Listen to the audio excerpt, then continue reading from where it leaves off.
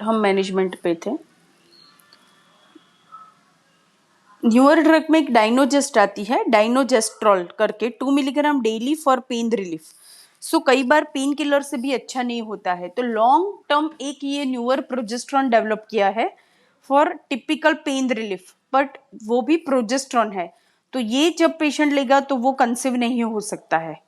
So dienogest is mainly used as a pain reliever, और जिनको pain killer लंबे समय तक नहीं लेनी है because pain killer lead to kidney damage, तो ऐसे केसेस में dienogest is use to relieve the pain, but the problem is it's a very costly 49 rupees drug.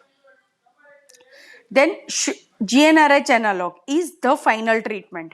तो lupride depot 3.75 milligram monthly for 3 to 6 months के लिए देते हैं। पर मैंने अगेन जैसा बोला कि एंडोमेट्रियोसिस ऐसी कंडीशन है कि ऐसा नहीं है कि आपने ल्यूप्राइड डेपो दे दिया तो उसका एंडोमेट्रियोसिस चला गया। नो, हम अब जब भी किसी को भी, बिकॉज सिम्टोमेटिक ट्रीटमेंट इसमें आपको देना पड़ेगा।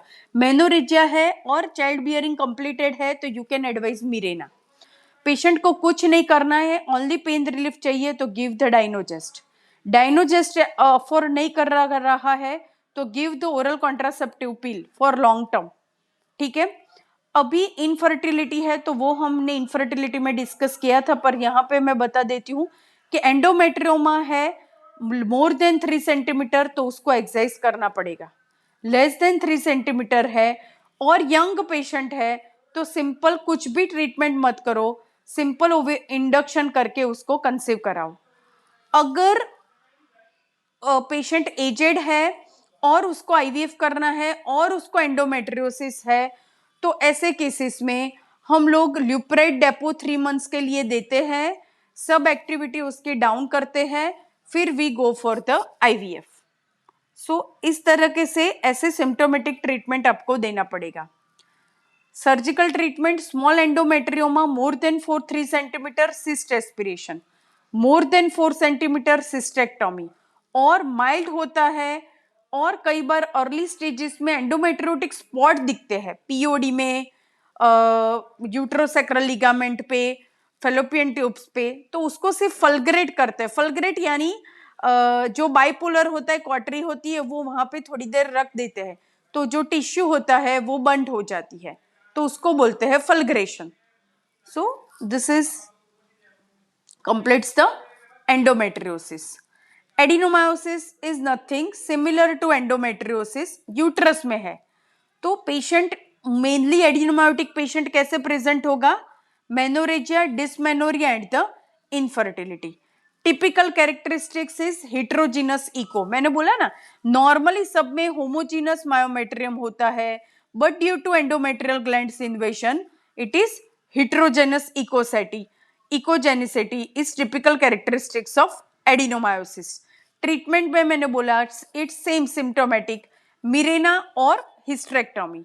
और अगर पेशेंट को इनफर्टिलिटी है तो ल्यूप्रेट डेपो देके पहले सब एक्टिविटी को डाउन करो, then you can start the stimulation और you can go for the IVF.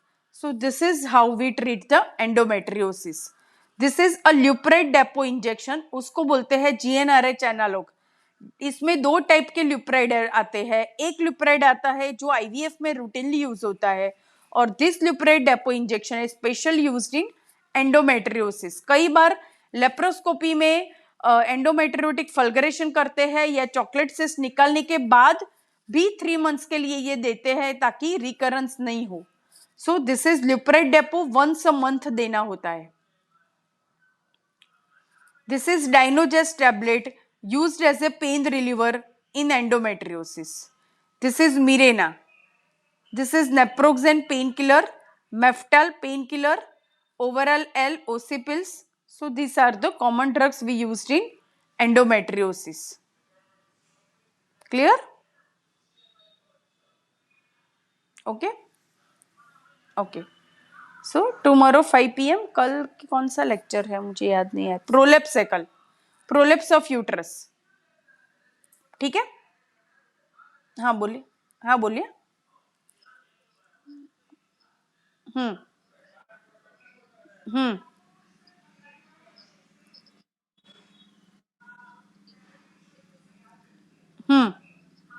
Simple. Menorrhagia है तो पहले तो उसका रीजन देखो कि क्यों मेनोरेजिया है। रिप्रोडक्टिव एज ग्रुप में मेनोरेजिया होता है तो हमें रीजन देखना पड़ेगा कि मेनोरेजिया क्यों हुआ उसको। तो मेनोरेजिया का रीजन, रिप्रोडक्टिव एज में होने का रीजन मेनली पीसीओडी या कुछ भी थायराइड का problem, hyperthyroidism can leads to the menorrhagia. तो रिप्रोडक्टिव एज में, और it could be due to undiagnosed pregnancy. अभी सपोज आज मेरी ओपीडी में एक पेशेंट आया था, मैं एक एग्जांपल देती हूँ। तो पेशेंट का हम लोग अपॉइंटमेंट से ही पेशेंट देखते हैं। तो पेशेंट ने बोला कि मुझे 15 दिन से ब्लीडिंग हो रहा है और 2 दिन आता है 2 दिन नहीं आता है। तो हमने बोला कि ओके। फिर उन्होंने आज जब देखा पेशेंट को तो एक्चुअली में patient having 3 months 11 weeks pregnancy थी और फिर भी उसे ऐसे ऐसे स्पॉटिंग होता रहता था और patient is not knowing of she is having the baby.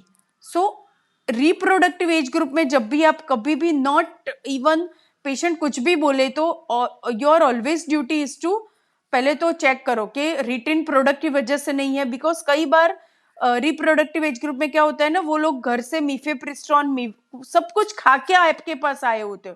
तो पहले always ruled out that history, first thing. Second, it could be due to anovulatory cycle कि 3-3 महीने के बाद मेंसेस नहीं आता और फिर जब भी आता है तब एकदम से आता है। ठीक है, तो पहले तो कॉज रूल्ड आउट करो कि क्यों है। और सिंपली कई बार सिंपल भी होता है, सिंपल यानी कुछ भी नहीं, सिंपल होता है।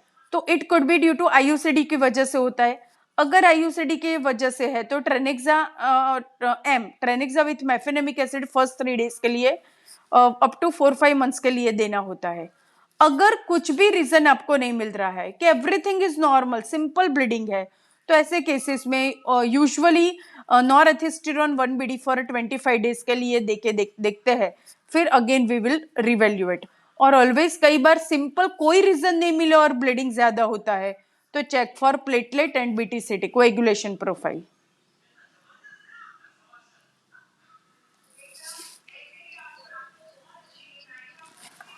थेराप्यूटिक डीएनसी में एंडोमेट्रियम देखो और डे देखो। रिप्रोडक्टिव, पर उससे फायदा क्या होगा, इसीलिए मैं बोलती हूँ कि आप जो फाइंडिंग बोल रहे हैं वो कौन से दिन का है, कब का है, वो हमें कोरिलेट करना पड़ेगा। बिकॉज रिप्रोडक्टिव एज ग्रुप में हर एक दिन की एंडोमेट्रियम अलग होगी। अगर 8 mm की एंडोमेट्रियम सपोज डे 2 या डे 3 पे है तो वो गलत बात है। बट 8 mm एंडोमेट्रियम 14-15वें दिन पे है तो it is taken is a normal thing. So उससे इतना फर्क नहीं होता।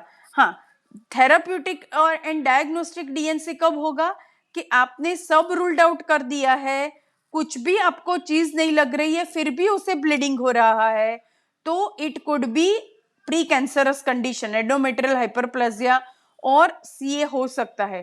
तो ऐसे केसेस में अगर बारी बारी पेशेंट को ऐसा होता है तो for the sake of diagnostic purpose you can go for the DNC.